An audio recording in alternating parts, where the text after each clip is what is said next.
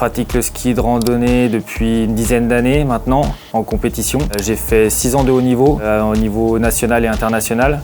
Fil en aiguille, on a parlé un peu matériel sur différents points, vêtements et puis sac à dos.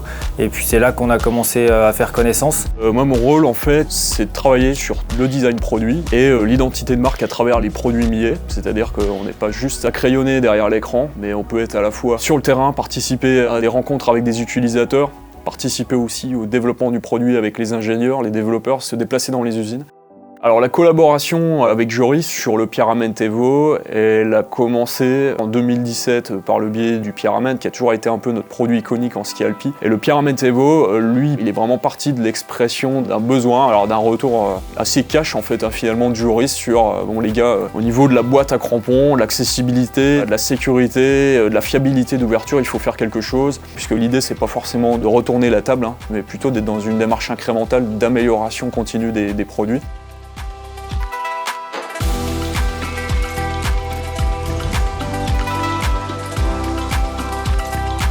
Le Pyramente Evo, il découle du Pyramente 20, c'est un sac qui était déjà performant et qui l'est toujours. Et à partir de ce sac, de continuer à pousser les détails sur les transitions, donc que ce soit sur les portages de ski, sur la poche à crampons, sur l'hydratation, sur la légèreté du sac et un peu la modularité du sac en fonction des différents formats de course, d'avoir plus qu'un seul sac pour faire toutes les courses.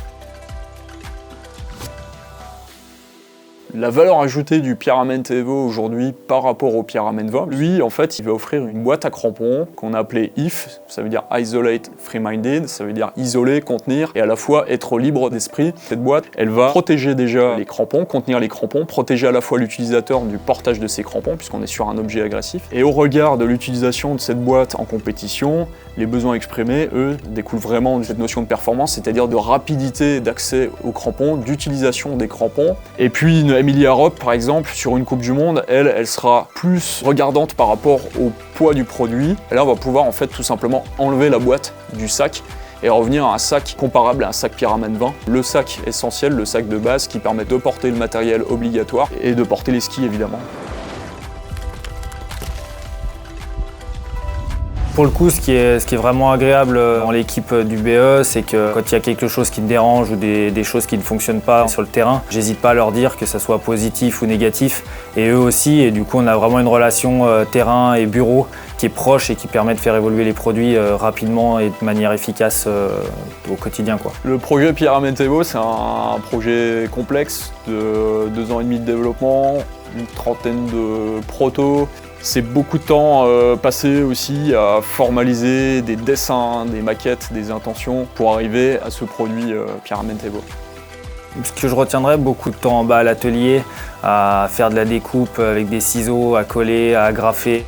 Pour moi, le Pyramente Evo et cette boîte à crampons IF, c'était vraiment un défi, mais c'est surtout un apprentissage. On a appris sur un plan technique, même aussi humainement, je dirais, parce que l'humain, il est vraiment au centre du projet. Et c'est tout ça, en fait, qui nous passionne. Et le produit, il porte ça, il porte la passion qu'il y a dans ce produit, autant sur le côté développement que sur le côté usage, puisque ce qui compte à la fin, c'est d'avoir un produit qui nous plaît et puis qui nous permet de vivre notre passion du ski alpinisme à fond.